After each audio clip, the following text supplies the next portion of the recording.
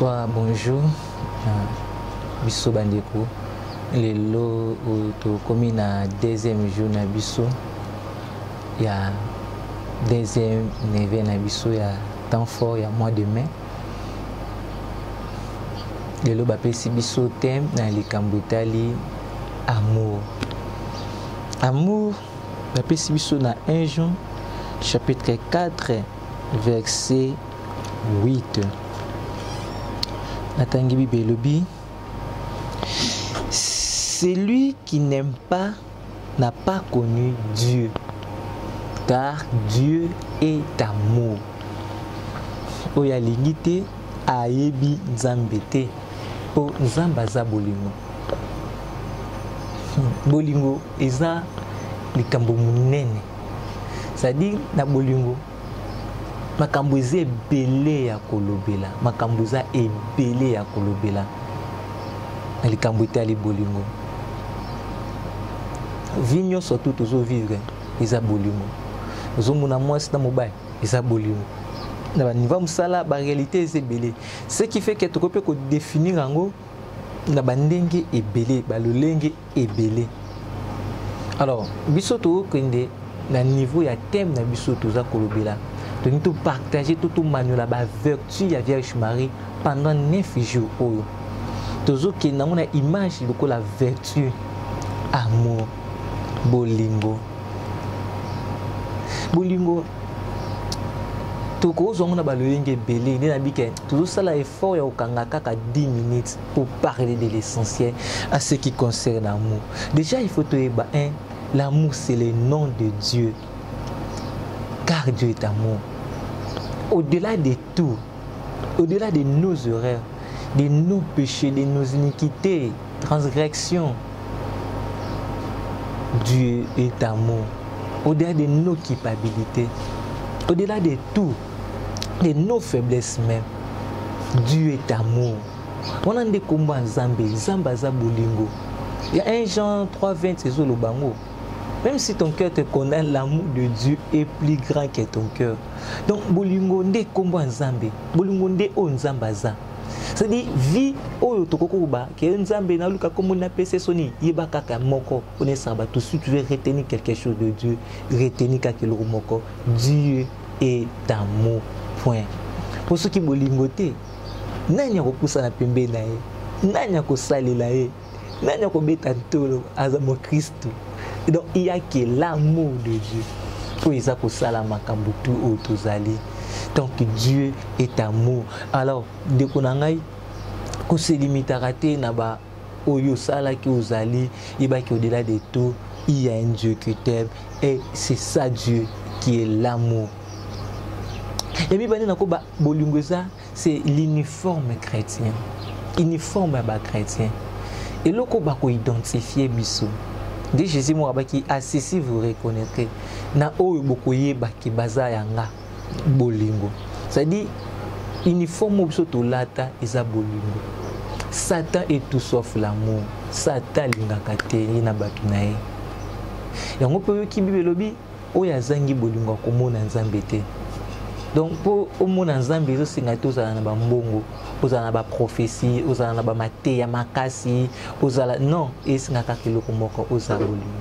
Pour Paul alobi l'amour ezali kola ba prophétie, ezali kola ba mateya, na ko ozala motei monene, na ko ozala musakoli monene, mais so na zangi bolingo tina nini. Notre uniforme chrétien, l'amour. Bolingo nde eza uniforme oyo bako identifier biso oyo bako yeba biso bana na nzambe.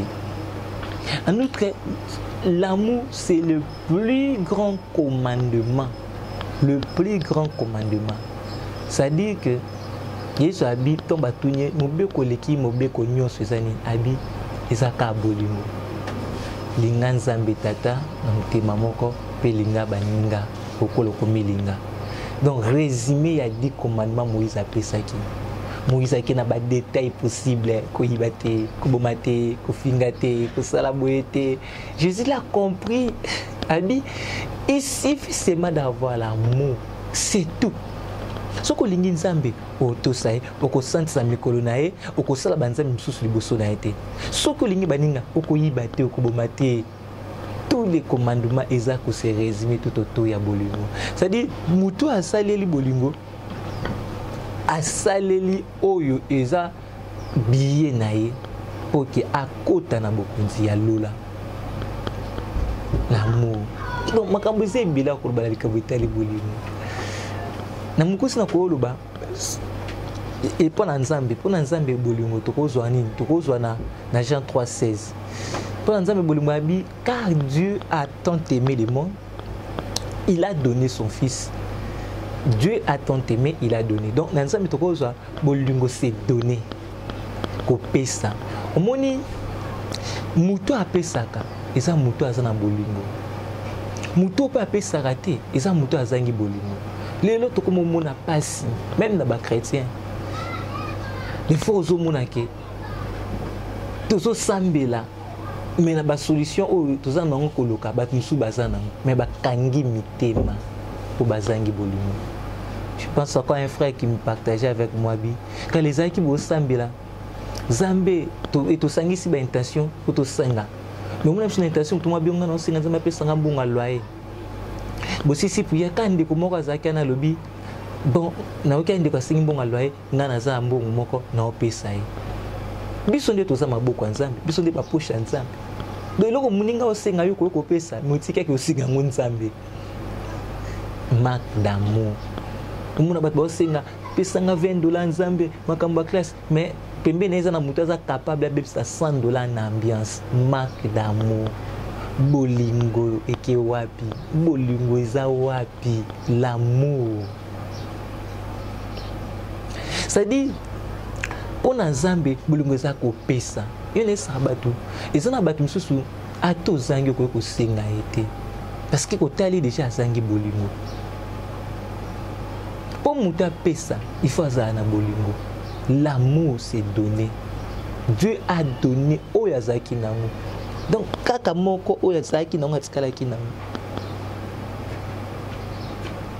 J'aime bien qu'on comprenne le cambo l'aspect à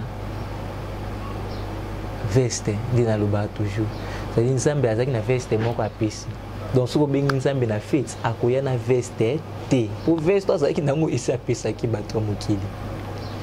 Il a donné ce qu'il avait. Amour. Ya mibale bolingo tozongo lokola pour la Vierge Marie. Na ngana résumé na mukuse pour la Vierge Marie tozui c'est l'attention. Tozongo na Jean 2 je crois verset 5. Babi Marie a constaté que Batouana bazangi vini ake ko sengela bango et pas Jésus.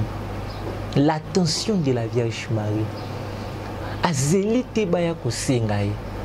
Azélité batu baye bisaye. C'est ça l'amour. Mutu asa capable ya kotala pasi ya batu baza tututu na ye. Mutu asa capable ya ko comprendre oyo baninga bazangi. Moni problème il y a pauvre, il y a riche. Devant pauvre Lazare, c'était quoi? Afin de qu'il y ait une richesse, azo qui pète, moutou aza pembe naye, souffrance naye zakini. Et voilà, il y a que moutou, l'homme riche a raté beaucoup de l'écolo. Nzamba tombolier, mais à autant la baza pembe naye, tout naye. Nzamba ko to moko na bambonga makasité, même ya muki ozanango. Na ebili solo moko ndeko moko afandi alobi pasi eleki ake komidi mbika azwi singa mata ke komidi mbika ata mutu moko zo ya molumbu pembe na ye abiyo no de Jésus sans effet ndokabi tetete nazando kité na monyongi omidi mbika yango na ozelo omidi mbika poso omidi mbiki ngana zwa bilamba no na lata ndi nazabwe na zangi bilamba kolata ti o asutoki na ndenge pe akita midi mbikite a comprendre que oui nazo mona passe.